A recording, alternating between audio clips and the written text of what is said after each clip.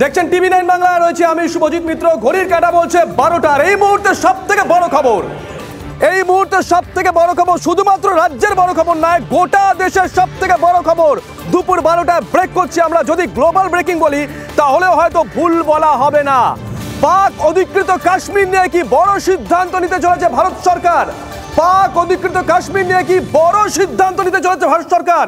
সেই পাক অধিকৃত কাশ্মীরে কি উঠতে চলেছে ভারতের পতাকা? হ্যাঁ, এমনই একটা ইঙ্গিত দিয়েছেন অমিত শাহের ডেপুটি কেন্দ্রীয় স্বরাষ্ট্র প্রতিমন্ত্রী নিশীথ প্রামাণিক। এই মুহূর্তের বড় খবর বুঝতে পারছি, আপনারা হয়তো চমকে উঠছেন খবরটা পেয়ে।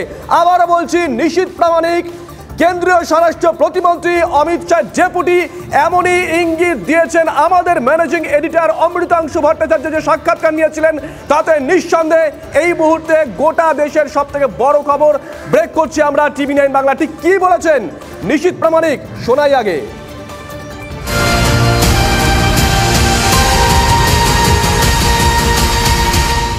দেখুন, মাননীয় প্রধানমন্ত্রী নরেন্দ্র মোদীজি যতক্ষণ আমাদের দেশের প্রধানমন্ত্রী হিসেবে আছেন এবং মাননীয় গৃহমন্ত্রী অমিত শাহজির মতন একজন কঠিন সিদ্ধান্ত নেওয়ার মতন লোক যতক্ষণ পর্যন্ত আছেন, 370-এর মতন কঠিন ধারা যদি আমরা কাশ্মীরের যে অভিশাপ ছিল সেটাকে যদি আমরা এই দুজনের নেতৃত্বে আমরা ছুঁড়ে ফেলে দিতে পারি, আমরা 35A ধারাকে আমরা সেখান থেকে উঠিয়ে দিতে পারি, লাল চকে যদি ভারতের তিরঙ্গা ঝান্ডা উঠতে পারে, নিশ্চিতভাবে পাক অধিকৃত কাশ্মীর পিওকেতে কোনোদিন সকালে হঠাৎ করে উঠে দেখবে তিরঙ্গা ঝান্ডা উঠছে, এটা অবাক হওয়ার কিছু নেই।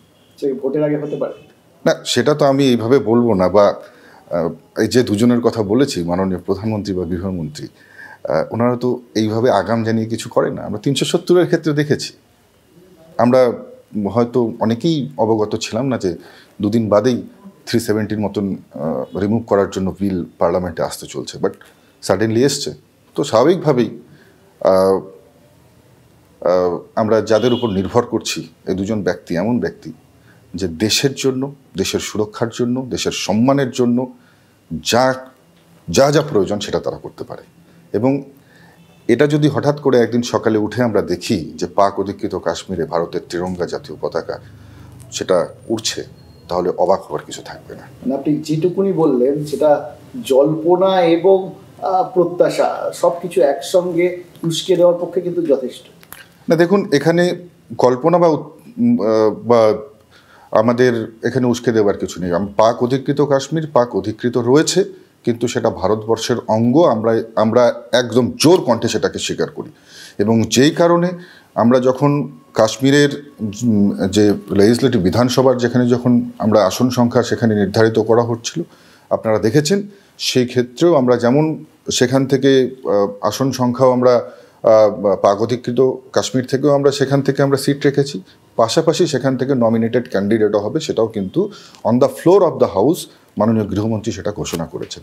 এবং নিশ্চিতভাবে আজকে আপনাকে বলতে চাই, আপনাদের মাধ্যমে বলতে চাই যে একবার মাননীয় প্রধানমন্ত্রী বা গৃহমন্ত্রী যেটা বলেন সেটা করে দেখান। 26শে ফেব্রুয়ারি 2019 আমরা কেউ ভুলিনি। গোটা পৃথিবীকে সেদিন আমাদের জওয়ানরা দেখিয়ে দিয়েছিল সার্জিক্যাল স্ট্রাইক কাকে বলে। ভারত সরকার দেখিয়ে দিয়েছিল বালাকোট সার্জিক্যাল স্ট্রাইক। গোটা পৃথিবী দেখেছিল ভারতের দিকে চোখ তুলে তাকালে পাকিস্তানের কি পরিণতি হতে পারে। নিশ্চয়ই আপনাদের মনে আছে, পাকিস্তানের একজন প্রাক্তন সরকারি আধিকারিক পরবর্তী সময় সাক্ষাৎকারে বলেছিলেন ওই বালাকোট সার্জিক্যাল স্ট্রাইকে 300 জঙ্গির মৃত্যু হয়েছিল। হ্যাঁ, আমরা দেখেওছিলাম যে আমাদের সেনারা কি করতে পারে।